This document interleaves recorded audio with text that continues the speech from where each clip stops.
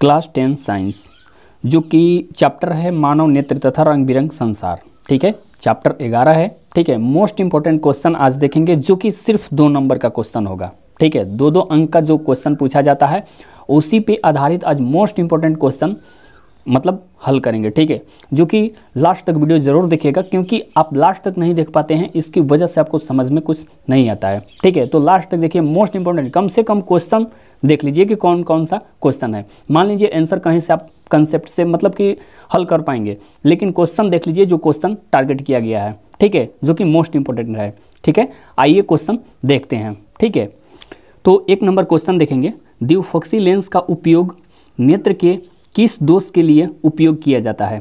ठीक है, जो द्विफोक्सी लेंस होता है उसका उपयोग नेत्र के किस दोष के लिए किया जाता है। ठीक है, तो इसका आंसर हो जाएगा, द्विफोक्सी लेंस में उत्तल तथा अवतल दोनों प्रकार के लेंस होते हैं। जरा दूरदृष्टता दोष के रोगी के लिए उपयोग किया जाता है। ठीक है, जो जरा दूरदृष्टता होता है उस दोष के लिए मतलब कि रोगी का उपयोग किया जाता है। ठीक है, जिन्हें निकट तथा दूर दृष्टि दोष दोनों से पीड़ित होते हैं। ठीक है, 2 नंबर क्वेश्चन देखेंगे, पक्षमाभी पेशियों का प्रमुख कार्य क्या है। ठीक है, जो कि पक्षमाभी पेशियां होता है इसका प्रमुख कार्य क्या है। ठीक है, तो इसका आंसर हो जाएगा, ये पेशियां अभिनेत्र लेंस की वक्रता और उसके संबंध में फोकस दूरी को परिवर्तित करते हैं। ठीक है, तथा विभिन्न वस्तुओं को समंजित करने में नेत्र की सहायता करते हैं। ठीक है, 3 नंबर क्वेश्चन देखेंगे, निकट बिंदु क्या है।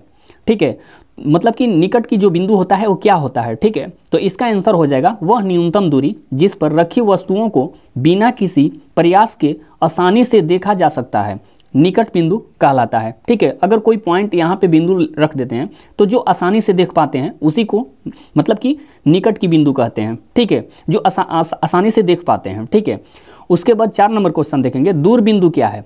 ठीक है, जो दूर के बिंदु होते हैं वो क्या होते हैं। ठीक है, तो इसका आंसर हो जाएगा, एक सामान्य आंख की देखने की अधिकतम दूर बिंदु जहां स्थित किसी वस्तु को देखा जा सकता है दूर बिंदु कहलाता है। ठीक है, जो मतलब कि स्थित मतलब वस्तु है। ठीक है, उसके मतलब वस्तु को देखा जा सकता है, स्थित वस्तु को, उसी को दूर बिंदु कहलाता है। यह बिंदु अनंत पर स्थित होती है। ठीक है, तो ये हमारा भी 4 नंबर का आंसर है। ठीक है, उसके बाद 5 नंबर क्वेश्चन देखेंगे, पुतली से नेत्र में प्रवेश करने वाले प्रकाश को पुतली कैसे नियंत्रित करता है। जो पुतली होता है वो कैसे नियंत्रित करता है। ठीक है, प्रवेश करने वाले प्रकाश को, तो इसका आंसर हो जाएगा, मंद प्रकाश में पुतली बड़ी तथा तेज प्रकाश में पुतली छोटी हो जाती है। ठीक है, जो मंद होता है, ठीक है, उसका मतलब जो पुतली का साइज होता है, जो मंद प्रकाश में पुतली बड़ा हो जाता है। ठीक है, अगर कोई चीज़ को मतलब देखने में प्रेशर होता है, जैसे कि हार्ड वर्किंग करना पड़ता है, ठीक है, तो उसमें पुतली का साइज जो होता है वो बड़ा हो जाता है। ठीक है, जो तेज प्रकाश होती है उसमें पुतली छोटी हो जाती है, क्योंकि कोई चीज़ देखने में अधिक कठिनाई नहीं होती है। ठीक है, 6 नंबर क्वेश्चन देखेंगे, परितारिका का कार्य लिखो।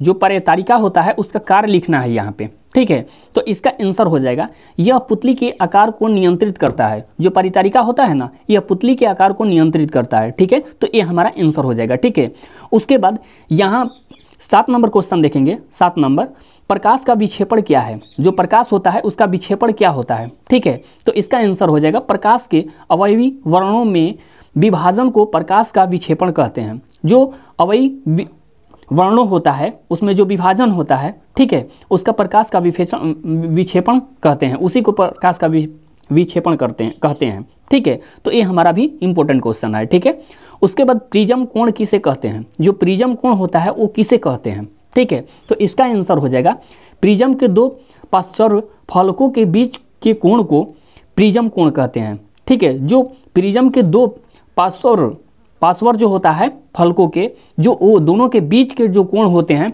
उसी को प्रिज्म कोण कहते हैं। ठीक है, उसके बाद 9 नंबर क्वेश्चन देखेंगे, इंद्रधनुष कैसे बनता है। जो इंद्रधनुष बनते हैं, हम लोग आकाश में देखे हैं इंद्रधनुष, ठीक है, वो कैसे बनते हैं। ठीक है, बनता है, तो ये इसका आंसर हो जाएगा, वायुमंडल में विद्यमान जल की सूक्ष्म बूंदों द्वारा सूर्य के प्रकाश के अपवर्तन के कारण।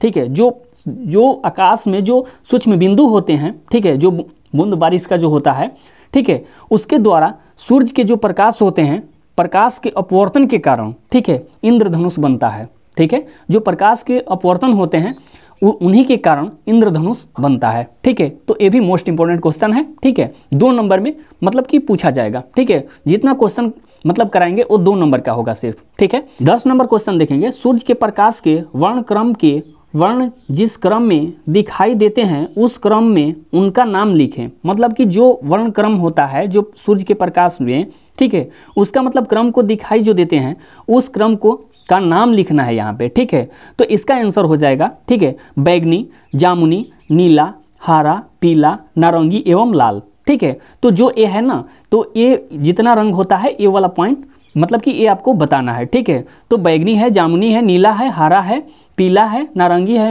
एवं लाल है। ठीक है, तो मतलब कि ये 7 रंग होते हैं। ठीक है, उसके बाद 11 नंबर क्वेश्चन देखेंगे, दृष्टि निर्वर्ध क्या है? जो दृष्टि निर्वर्ध होता है वो क्या होता है? ठीक है, तो इसका आंसर हो जाएगा कि रेटिना पर बना प्रतिबिंब वस्तुओं के हटाए जाने के 1/10 सेकंड बाद तक की स्थिर रहता है।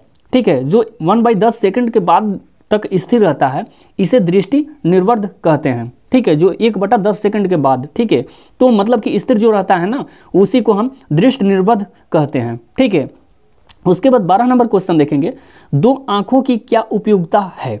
जो 2 आंख होते हैं ये दोनों के क्या उपयोग हैं, उपयोगिता। ठीक है, तो इसका आंसर हो जाएगा 2 आंखों से देखने की निम्न उपयोगिता है। ठीक है, क्या है?